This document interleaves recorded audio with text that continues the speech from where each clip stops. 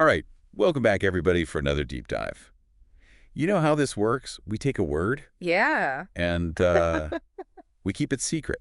Mm-hmm. And all we have is a bunch of questions and stories from one person. Right? And we try to figure out what the word is. Yeah, and these questions and stories, They're all over the place. yeah, it's pretty wild the connections we end up finding. Like today, Like this is- shoes, cultural traditions, and feeling out of place, all connected somehow. Yeah, you ready to dive in? Let's do it. Okay, so one of the stories is about these purple shoes. Okay. And they had the person's name on them, like actually on the shoes. Wow, that's a statement. Right.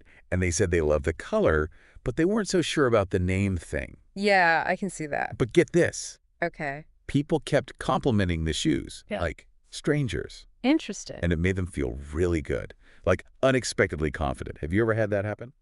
I have. It's kind of funny how a little compliment from someone you don't even know can totally change your mood. Right. It's like you're not even sure you like the thing, and then And then someone else is like, I love that. And suddenly you're like, yeah, I rock these. exactly. But here's the thing. This same person, Okay. they were asked a question like, what clothes make you feel confident? And they said, oh, a gray t-shirt, blue jeans, and sneakers. Wow. So it's like, Total opposite, right? yeah, like confidence in blending in versus standing out. Do you think some people are just more comfortable standing out than others? Like, is it a personality thing? It might be. There's actually a lot of research on how personality influences fashion choices. Like some studies say extroverts tend to dress to express themselves, Right. while introverts maybe prioritize comfort and just fitting in.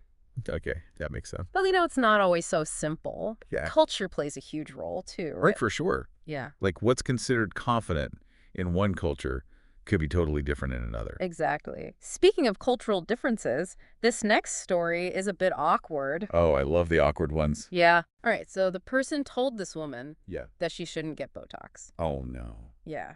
Not exactly a smooth move. I mean, did they know each other well? It doesn't really say, but still you can just imagine how that went down. Oh, I can only imagine. It's like, even if you mean well, Yeah, even if you think you're giving a compliment. you can really step in it. Oh, absolutely. It's a good reminder to be careful about commenting on people's appearances, even with good intentions. I think it also shows how personal beauty standards are. Right. What one person finds attractive. Right. Could be totally different for someone else. Yeah, exactly. Okay, ready for another one? This time, it's about shoes again. Hit me with it. So this person finds it kind of uncomfortable when people ask guests to take their shoes off at home. Oh, the shoe debate? I know people who swear by that and others who find it super weird. Right. I've been in situations where I'm like, do I take them off?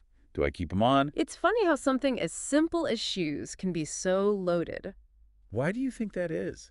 Like, why are shoes such a big deal in some cultures? Well, if you think about it, historically, taking your shoes off at home made a lot of sense, especially in places where the streets were muddy or dusty. Yeah, you wouldn't want to track that all over the house. Exactly. And then over time, it got tied to ideas about cleanliness, respect, Right. even sacredness. Like Yeah. in some cultures, the home is seen as a sanctuary Oh, that's interesting. and keeping the outside world literally at the door. By taking off your shoe. Right. It's a way of preserving that sacred space. So it's not just about being clean, it's about something deeper. Exactly. It's a good reminder that a lot of customs we might find strange have a deeper meaning. Yeah, good point.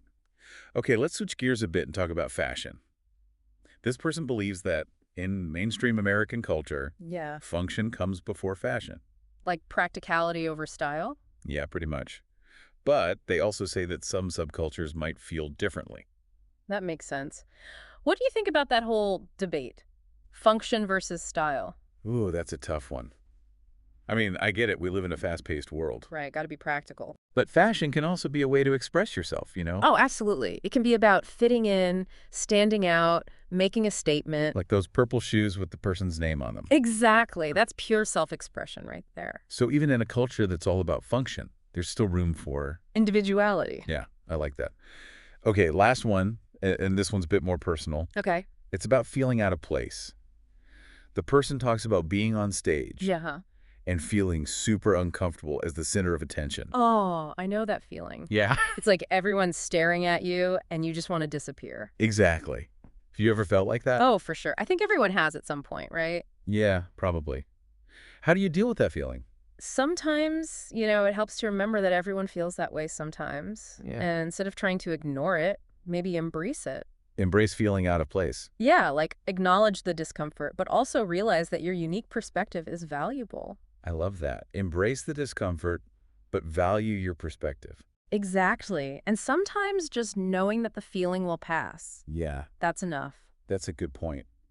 So we've talked about shoes, confidence, cultural differences, fashion, feeling out of place. And all of that is somehow connected to one word that we've kept secret this whole time. That's right. And the word is brogue. Brogue.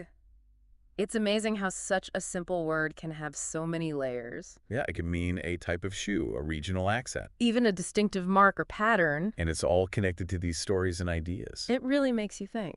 So to everyone listening, think about this. Hmm. How often do we judge people based on how they look, how they sound? What they wear. Yeah, or even their accent. What if we tried to look beyond those surface things? What if we tried to understand the stories behind those choices? Maybe we'd find more empathy and connection. And a whole lot more understanding. That's what the deep dive is all about. Thanks for joining us. See you next time. Bye.